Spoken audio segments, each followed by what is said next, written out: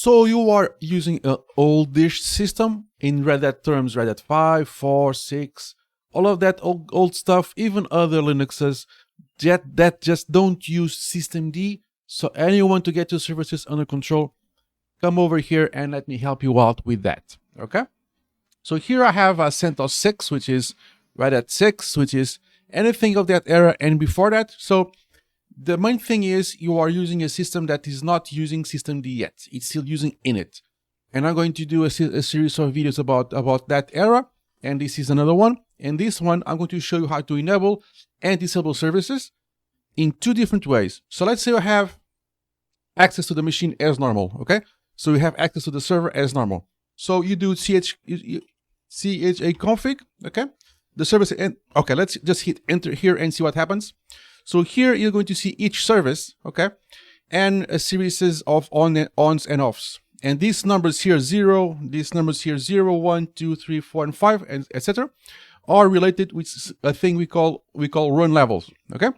I'm going to make a longer video about run levels, but for now, let's worry about the 3 and the 5, especially the 3, but let's focus 3 and 5.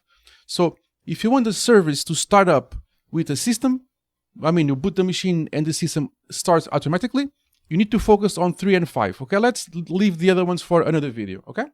So you need to focus on 3 and 5. So for example, let's focus. I have my bottom line covered. Give me this time to resize this. I don't know why I resized it before the video, but something went wrong here. Where is the bottom of my system? What the hell happened to the bottom of it? Okay, here it is. So let's just resize this so I have space for more. Okay, so let's, for example, do something like grep, and let's search for HTTPD. I don't have it. I have it installed. Okay, cool.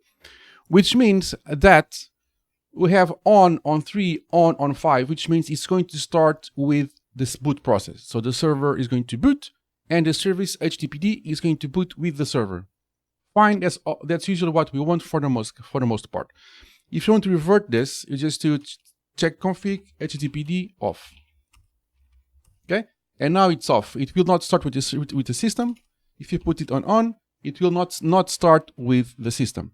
As simple as that. So let's check another service, which is SSHD. It was already on. I want to search for it with the grep SSHD. So SSHD in these type of systems usually comes disabled. Okay. So usually SSHD, which is a service that allows us to connect through SSH to these servers, usually comes off, which is it may seem strange nowadays, but it was normal to have SSHD disabled, which means it will not start with the service, with the system. So you would boot the server, and SSHD will not start up automatically. Okay. This could mean that, for example, headless servers, so servers that have no monitor, okay, may not have SSH immediately available. Okay. So in systems that have no monitor, which can happen, okay, you will not have SSHD available to you, okay? So you want to put SSHD to start with the system. Now, you could just do the on, okay, and we will be good to go. But the thing is, with a headless system, you usually don't have immediate interactive access to the server because you don't have keyboard or mouse immediately, or a monitor for that matter. Since you don't have keyboard now or nor mouse, you are not, and you are still not. Well, it applies to other situations like similar to this one, but this is just an example. So since the computer does not have a monitor, keyboard, or mouse, it means that you need to get immediate access to the server when it boots. Okay, so that could mean that you need to find an alternative method to configure the network or enable services. In this case, the service I'm going to use an example would be SSHD. And I'm going to put here on somewhere around here a comment I had in a recent video that prompted me to make this video. And you get there and you'll see it. So if this is a server that has no monitor, no keyboard, nor mouse, how can you access it if the needed services are down or not enabled at start or to start with the server? And you don't have an interactive method to interact with the server. So basically you have to do two different things. most likely you will do like this viewer did. You get the hard drive, mount it on a separate machine, and tamper with the config files, and which we did in the first part, which was configure the network, like I shown you on this video. I'm going to put somewhere here the video and in the end so you can check it out. So you just need to edit the config files on a separate machine, boot this machine, and you should have network enabled. Okay. So basically, as I said, you should see the video, but what I did was I went to DTC sysconfig network scripts, and I tampered with these files. Go and check the video out. Now I will not show it here. But the thing is, what if there are services that are not enabled? You don't have access to the server because it's a headless server. It has no monitor, no keyboard nor mouse. It just boots with network access. So in hindsight, you could just do check config on, and this will resolve it, right? No, it will not, because you don't have monitor, keyboard nor mouse. So how can you make sure that this service is enabled at boot without the check config tool or any other interactive tool? Well, you get that hard drive or whatever drive it is, mount it on a separate machine, and you do the following. You go to the etc rc, and you see multiple RC folders. These RC folders are regarding to the run levels. So if I go here, for example, you see I have RC1, 2, 3, and blah blah blah blah blah. So basically, you are watching the folders that correspond to these run levels. So since I am on since I am on the 3 folder, this regards to run level 3. And if I list, I have a few scripts. This color means scripts, okay? And scripts and soft links. So this will point, doesn't matter what's behind the scripts, doesn't matter what's behind the soft links, it doesn't really matter at this point. We just need to find the file that corresponds to the service.